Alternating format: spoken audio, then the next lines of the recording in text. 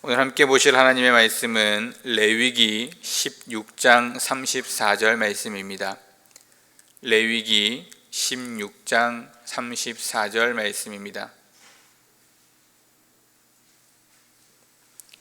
한 절의 말씀 함께 합독하도록 하겠습니다. 이는 너희가 영원히 지킬 규례라. 이스라엘 자손의 모든 죄를 위하여 1년에 한 번 속죄할 것이니라. 아론이 여호와께서 모세에게 명령하신 대로 행하니라. 아멘. 오늘 본문의 말씀은 속죄일에 대한 이야기를 하고 있습니다. 속죄일은 이스라엘 사람들이 지켜야 할 5가지 번제 이외에도 1년에 한 번 대제사장을 통해서 이스라엘 사람들의 죄를 정결케 하기 위해 드리는 그와 같은 날입니다. 1년에 한 번 그 일을 지켜야 하는 그와 같은 일인데, 문제는 1년에 한 번입니다. 매일매일 드리는 그러한 일들은 오히려 이 당시 때에는 쉬웠을지도 모릅니다. 왜냐하면 어제 했던 일들을 오늘 또 반복해서 하면 되기 때문입니다. 하지만 1년에 한 번이라고 하면 지금은 휴대폰도 있고요, 달력도 있고 여러 가지 표시할 수 있는 그러한 물건들이 있기에 기록해 두었다가 그때가 되면 생각이 나기도 하고 또 그때가 되면 그 일을 치르기도 할 것인데, 지금 당시에 있는 이 이스라엘 사람들에게 있어서 이들은 광야라는 곳에 있으면서 이들에게 있어 그들에게는 시간을 알려줄 만한 그 어떤 물건도 없었다는 것이 문제입니다. 매일매일 드리는 것이야 어제 했던 일들을 드리기에 큰 문제가 되지 않지만, 이들에게 있어 1년 후에 드리는 일은 결코 생각하는 것이 쉽지 않은 일이었을 것입니다. 집중하지 않고 관심 갖지 않고 그들이 기억하려 애쓰지 않으면 자신들도 모르는 사이에 그 속죄일을 넘어갈 수도 있는 그와 같은 모습이었을 것이라는 것입니다. 즉 1년에 한 번이기에 쉬운 제사가 아니라 1년에 한 번이기에 더 관심을 가지고 더 집중하고 잊지 않기 위해 노력해야 하는 그와 같은 모습이었을 것이라는 것입니다. 하나님께서는 이들에게 개인 각각이 드릴 수 있는 제사도 있었지만 1년에 한 번이라는 시간을 통해서 모든 이들이 집중하고 관심 가져야 할 속죄일이라는 1년에 한 번을 드리는 제사도 말씀을 하셨던 것입니다. 또한 1년에 한 번 드려야 하는 이 제사, 그들이 기억하는 것만으로도의 문제가 아닙니다. 사실 가만히 잘 생각해 보면 이스라엘 사람들은 지금 번제라는 제사를 통해서 자신들이 죄를 지었을 때 죄를 용서받을 수 있는 제사가 있었습니다. 개인적으로 충분히 지금 제사를 드리고 있는 그와 같은 상황일 것입니다.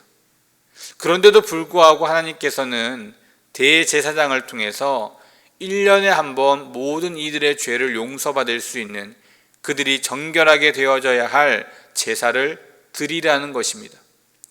모두가 잘하고 있는 제사, 그런데 왜 또다시 대제사장을 통해서 번거롭게 1년에 한 번 제사를 드려야 하는 것일까요? 긴장해야 하고 또 집중해야 하고 기억해야 하는 그 한 번의 제사를 왜 드려야 하는 것일까요? 라는 것입니다.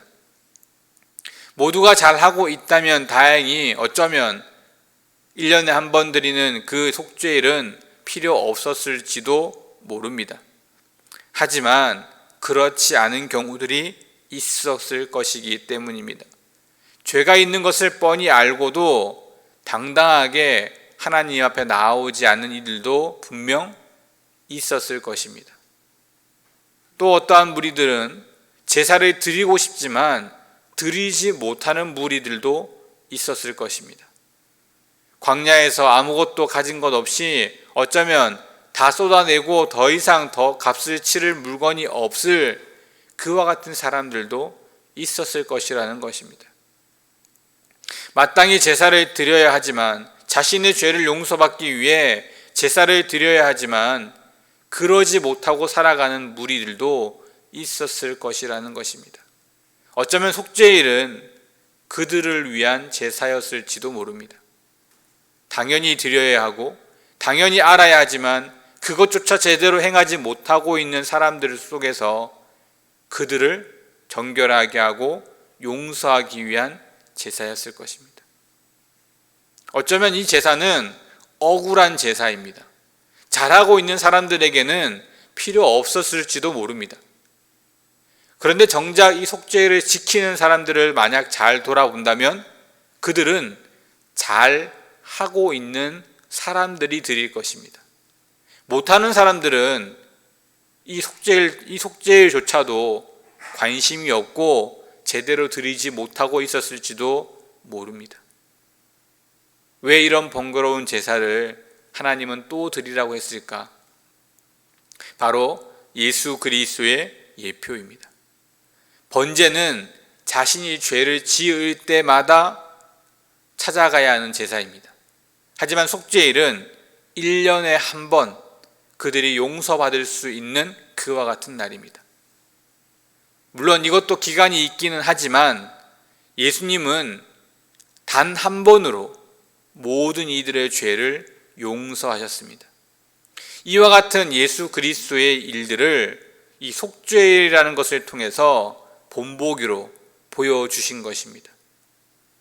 예수님께서 돌아가시고 난 이후에 우리는 그것을 믿음으로, 은혜로 구원을 받았습니다.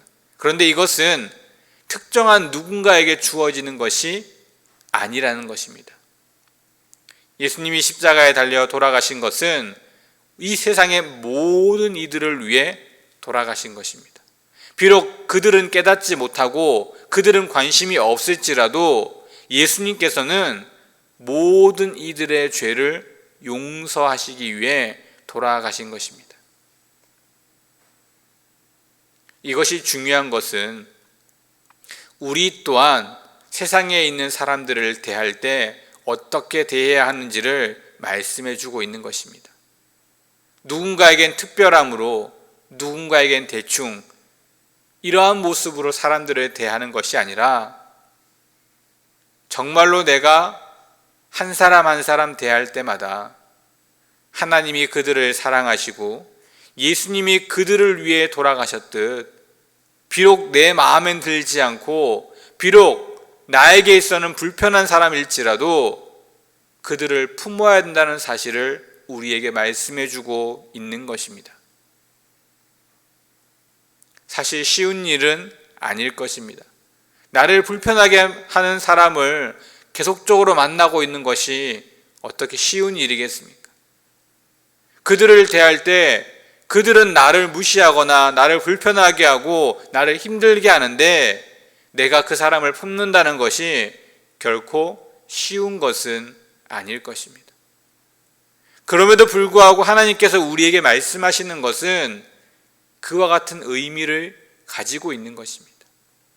내 생각에, 내 기준으로, 내 모습으로 누군가를 판단하는 것이 아니라 하나님께서 그들을 사랑하시고 하나님께서 그들을 위해 독생자를 내어 주셨듯이 우리도 그들을 품을 수 있어야 함을 말씀해 주고 있는 것입니다. 속죄일을 크게 보면 그와 같은 의미가 있는 것입니다.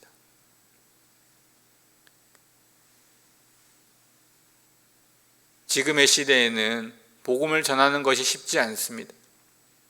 사실 말로만 전하는 복음은 이전에는 충분히 가능했을지 모르지만 지금은 거의 불가능하다고 많이들 이야기합니다. 시대가 변하고 있고 상황이 변하고 있기 때문입니다.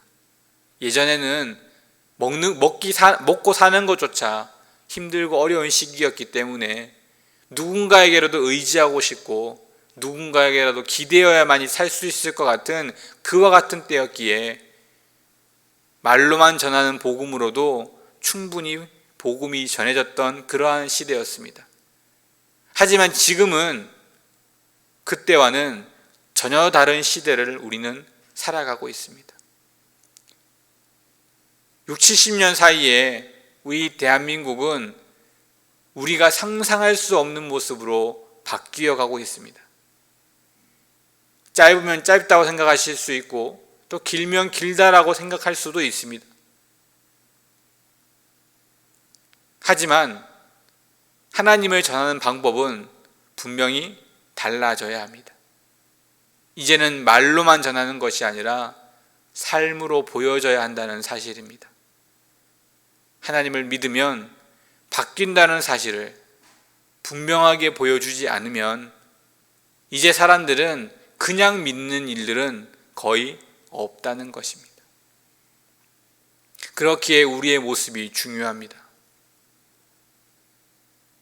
그 사람이 나를 어떻게 대하는 것에 상관없이 내가 그 사람을 얼마나 하나님의 모습으로 품어주고 하나님의 마음으로 감싸 안을 수 있는지 삶에서 보여줄 때 그들은 변화되어질 수 있는 것입니다. 이스라엘 사람들이 계속적으로 제사를 드리고 있는데 그들이 제사를 드리는 대표적인 예는 무엇인가 범죄함이 아니었을 것입니다. 그들이 지속적으로 하나님 앞에 제사를 드리는 가장 큰 이유는 하나님의 법, 하나님의 말씀, 그것을 어기고 있거나 그것을 잊어버렸다는 것을 깨달았을 때였을 것입니다. 왜냐하면 지금 이스라엘 사람들은 특별히 죄를 지을 그 어떤 이유도 없기 때문입니다. 할 수 있는 것이 아무것도 없는 곳이었기 때문입니다. 하다못해 자신의 물건조차 제대로 가지고 있지 않은 광야에서의 삶을 살고 있는 이들입니다. 비슷한 처지, 비슷한 모습, 그 누구도 특별하거나 우월하지 않은 그들이 끊임없이 제사를 지내는 것은 하나님의 말씀을 잊어버리거나 하나님의 말씀을 어기고 있을 때의 모습입니다. 하나님의 말씀을 어긴다는 것, 뭔가 특별한 잘못을 하는 것이 아니라 말씀대로 살지 못하고 있는 그와 같은 우리의 모습을 발견할 때입니다. 하나님을 전하는 것, 그것이 우리의 사명입니다. 바뀐 것은 이전에는 말로도 충분히 전할 수 있었지만 지금은 삶으로 보여져야 한다는 그와 같은 일들. 물론 말로도 어느 정도 따라오시고 함께 하시는 분들이 있겠지만 이제는 대부분이 말로만이 아닌 내 삶으로 보여지면서 많은 사람들을 하나님께로 인도해야 한다는 사실. 즉 정결함이라고 하는 것은 내 몸을 깨끗하게 하는 것이 아니라 내 마음이 항상 하나님을 바라볼 수 있도록 가꾸어 가는 것입니다. 하나님의 말씀대로, 하나님의 방법대로 하나님이 원하시는 일들을 해나가는 것이 이 시대의 정결함이라고 볼 수 있습니다. 오늘 하루의 삶 속에서 그와 같은 정결함으로 하루하루 승리하시는 그와 같은 우리 모든 성도님들 되시기를 주님의 이름으로 축원드립니다. 기도하겠습니다. 하나님 감사합니다. 저희들을 불러주시고 또 저희들을 하나님 자녀 삼아주심으로 귀한 은혜 가운데 나아갈 수 있도록 은혜를 베풀어 주시니 감사합니다. 하나님을 아는 것이 세상 그 어떤 것보다 크고 놀라운 은혜임을 날마다 기억하여 하나님 그 삶 속에서 기쁨으로 또 그 은혜를 누림으로 살아갈 수 있도록 도우시고 단순히 그것을 누리는 것으로 그치는 것이 아니라 하나님께서 우리에게 맡겨주신 귀한 사명을 잘 감당함으로 날마다 정결하게 하나님 앞에 서며 나아가는 모습이 되어질 수 있도록 은혜를 더하여 주시옵소서. 그리하여 우리의 삶이 더욱더 풍족한 삶으로 은혜와 기쁨이 넘치는 삶으로 나아갈 수 있도록 축복하여 주시옵소서. 모든 말씀 예수 그리스도의 이름으로 간절히 기도드립니다. 아멘.